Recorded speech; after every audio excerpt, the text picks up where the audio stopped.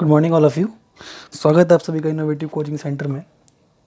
आज हम इकोनॉमिक्स की पार्ट 3 आपके सामने लेकर हाजिर हुए हैं। इसके अंतर्गत हम सकल निवेश, निवल निवेश, मध्यवर्ती वस्तुएं और अंतिम वस्तुएं और स्थिर पूंजी का उपभोग एवं पूंजीगत हानि के बीच में अंतर के बारे में बात करेंगे। तो ये लास्ट टॉपिक है ये तीनों इस चैप्टर के। ज़्यादा देरी ना करते हुए चलिए शुरू करते हैं।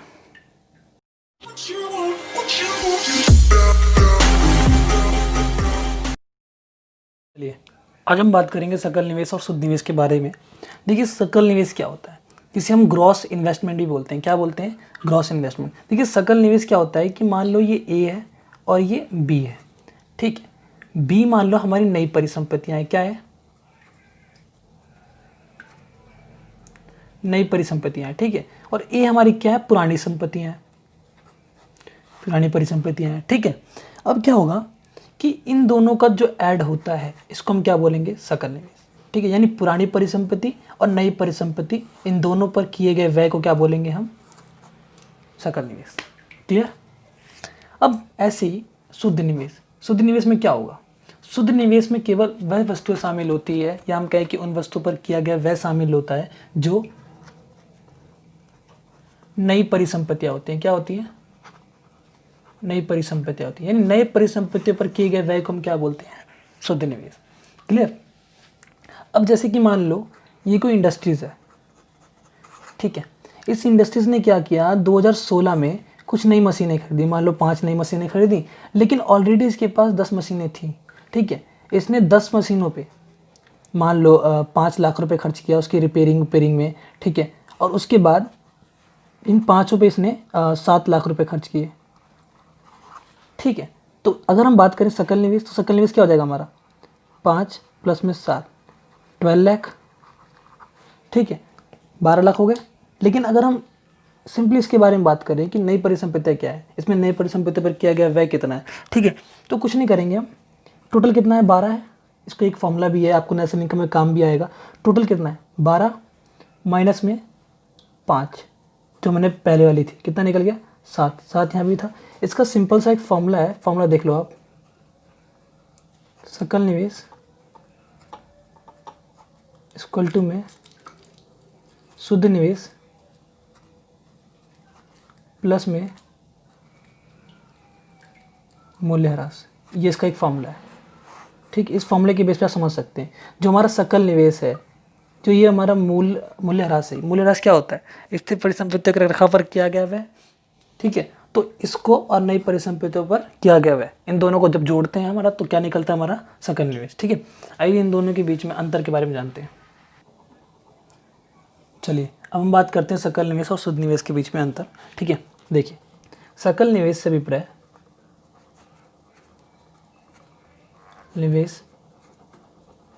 अभिप्राय नई परिसंपत्तियों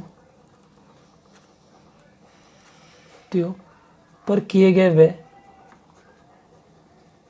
व्यय तथा मौजूदा परिसंपत्तियों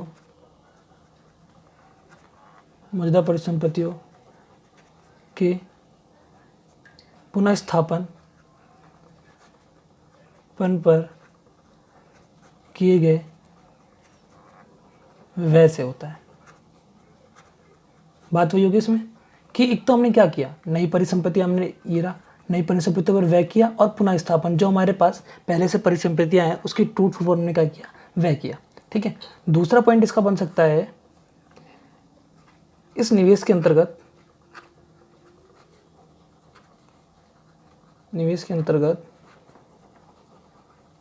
पुनः स्थापन व्यय शामिल होता है,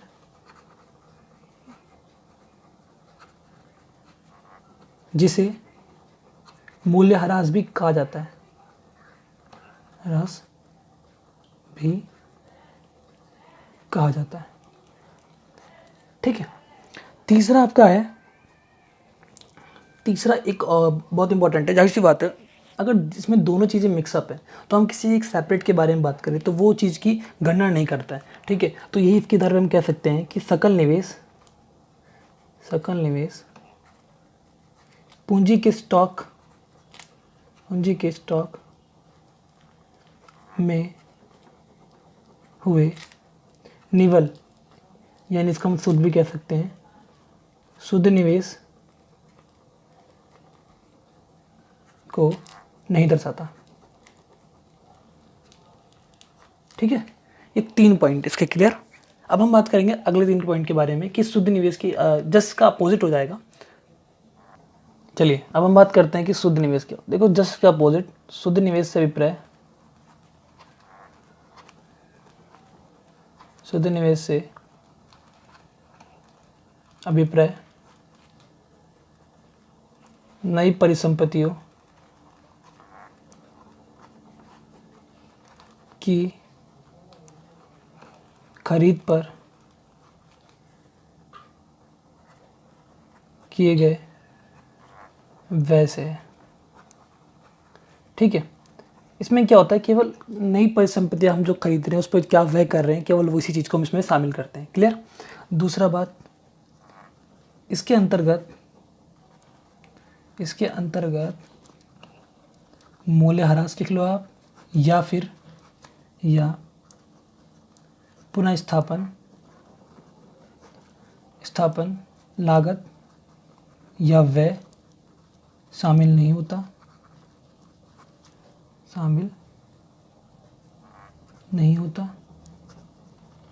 ठीक है। तीसरा पॉइंट इसका बन जाएगा आपका, यह निवेश पूंजी के स्टॉक में हुई निवल वृद्धि को दर्शाता है। क्लियर। देखो आपको दिख नहीं रहा होगा, सॉरी, इस साइड ही देता हूं, दर्शाता है। क्लियर, ये मुख्य अंतर थे। ठीक है, आगे हम बात करते हैं कि मध्यवर्ती वस्तुओं और अंतिम वस्तुओं के बीच में क्या अंतर होता है। नहीं, अब शायद मुझे लगता है कि मध्यवर्ती वस्तु और अंतिम वस्तुओं को बताने की ज़रूरत तो है नहीं, क्योंकि मैंने प्रीवियस वीडियो में बता चुका था।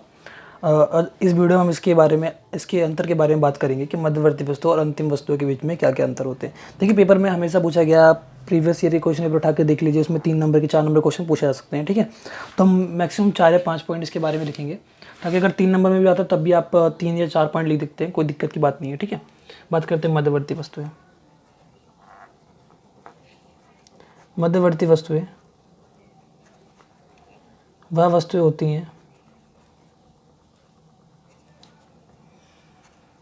हैं जो सीमा रेखा पार नहीं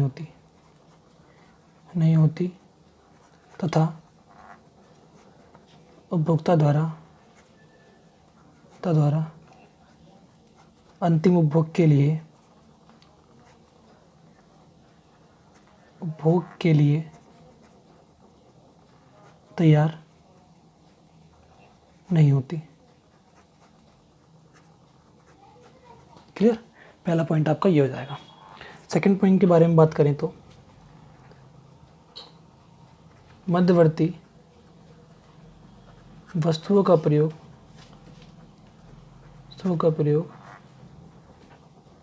अन्य वस्तुओं के उत्पादन प्रक्रिया के दौरान किया जा सकता है। देखो इनका प्रयोग क्यों किया जा सकता है, क्योंकि मैंने पहले बता चुका हूँ कि मध्यवर्ती वस्तुएं वो वस्तु होती हैं जिसमें आपका कच्चा माल होता है, अर्ध तैयार वस्तुएं होती हैं, तो जाहिर सी बात है इसका प्रयोग हम अन्य वस्तु के उत्पादन में कर सकते हैं। थर्ड पॉइंट में आपका देखिए, मध्यवर्ती वस्तुओं के लाभ प्राप्ति हेतु पुनः बिक्री की जा सकती है। ठीक है, इनकी पुनः बिक्री भी हम कर सकते हैं। ठीक है, देखिए लास्ट 2 पॉइंट क्या होंगे इनके, वो भी काफ़ी इंपॉर्टेंट है कि क्योंकि मैंने पहले ही कहा 4 से 5 पॉइंट आपको इसमें कम से कम लिखना ही लिखना है, ठीक है। तो देखिए इसके 2 पॉइंट हो सकते हैं कि मध्यवर्ती वस्तुओं पर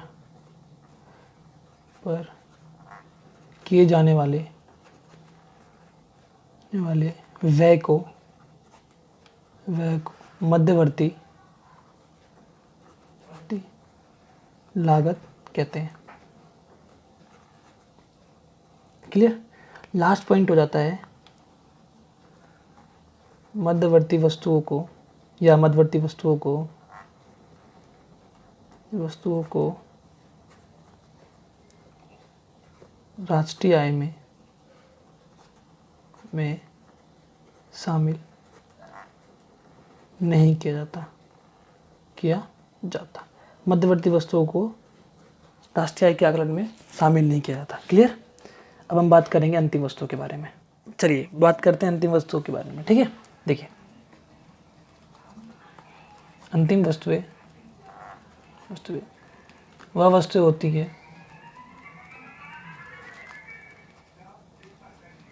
हैं जो सीमा रेखा पार होती हैं तथा अंतिम उपभोग के लिए तैयार होती हैं। ठीक है, पहला पॉइंट इसका। दूसरी की अगर हम बात करें तो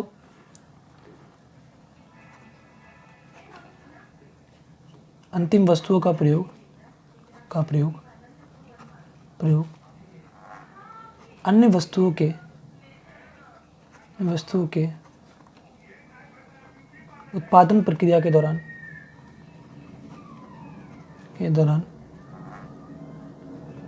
नहीं किया जा सकता। तीसरा पॉइंट इसका हमारा है अंतिम वस्तुओं की लाभ प्राप्ति हेतु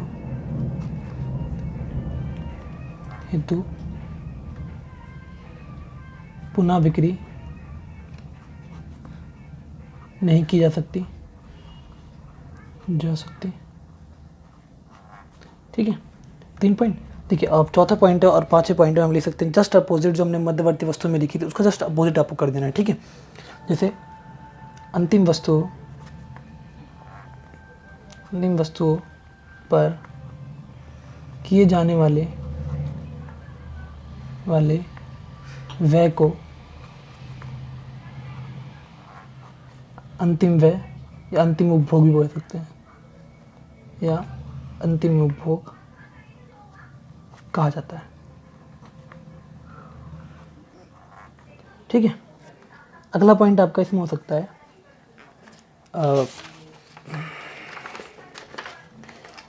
क्या सी बात है, अंतिम वस्तुएं जो फाइनली गुड्स है उन्हें तो हम राष्ट्रीय में शामिल करेंगे, तो इसलिए लास्ट पॉइंट हमारा बन जाएगा अंतिम वस्तुओं को राष्ट्रीय आय के आकलन में शामिल किया जाता है। ठीक है, ये इसके दोनों अंतर थे। कोई दिक्कत हो तो आप हमें कमेंट करके बता सकते हैं। ठीक है, लास्ट हमारा है स्थिर पूंजी का उपभोग एवं पूंजीगत हानि। ठीक है, चलिए अब हम बात करते हैं स्थिर पूंजी का उपभोग और पूंजीगत हानि के बीच में अंतर। ठीक है, ज़्यादा टाइम ना वेस्ट करते हुए हम जल्दी करते हैं। ठीक है, चलिए अब हम बात करते हैं स्थिर पूंजी के उपभोग और पूंजीगत हानि के बारे में। ठीक है, देखिए स्थिर पूंजी के उपभोग से अभिप्राय निरंतर प्रयोग होने के कारण स्थिर परिसंपत्तियों के मूल्य में कमी से। जाहिर सी बात है, अगर हम किसी वस्तु का प्रयोग निरंतर करते जाते हैं तो उसकी मूल्य में कमी हो जाती है। जैसे कि मान लो आप कोई अगर फ़ोन खरीद रहे हैं और आपने अगर उसे 6 महीने चला लिया है और दोबारा अगर आप किसी को बेचते हैं तो उसकी कीमत ऑटोमेटिकली कम हो जाती है। ठीक है, यही बातें कहने की कोशिश कर रहा है। इसके कारण सामान्य टूट फूट, अप्रत्याशित, अप्रचलित इत्यादि स्थितियाँ उत्पन्न होती है। जाहिर सी बात है कि जब उस पर आप कोई चीज़ टूट फूट जाती है तो आप जाहिर सी बात है उसे बेचने के लिए लगते हैं कि भाई इसको ठीक करा के बेच दिया जाए, तो आप जो ठीक कराने में पैसा खर्च करते हैं वो आपकी क्या हो जाएगा, मूल्यह्रास हो जाएगा। ठीक है, इसे मूल्यह्रास प्रतिबंधी कोष द्वारा आरक्षित किया जाता है। जाहिर सी बात है, अगर कोई सामान अगर टूट गया है तो क्या आप ऐसे थोड़ी बेच देंगे, आप क्या करेंगे, पहले उसको ठीक करा के बेचेंगे। तो आपने जो ठीक कराया उस पर जो व्यय किया वो क्या हो जाएगा, आपका मूल्यह्रास। ठीक है, आगे हम बात करते हैं पूंजीगत हानि के बारे में। देखिए, पूंजीगत हानि भी सेम वही होता है कि वस्तु में कमी आ जाती है, पर ये कब होता है, जब हम उसका प्रयोग नहीं करते। किसी वस्तु की मूल्य में कमी तब होती है जब उसका हम प्रयोग नहीं करते। ऐसी स्थिति कब होगी, जब किसी चीज़ की मार्केट में डिमांड कम होगी, यानी आर्थिक मंदी की स्थिति कह सकते हैं, प्राकृतिक आपदा कह सकते हैं। ठीक है, इसे बीमा द्वारा आरक्षित किया जाता है। क्लियर, ये इसके कुछ अंतर थे।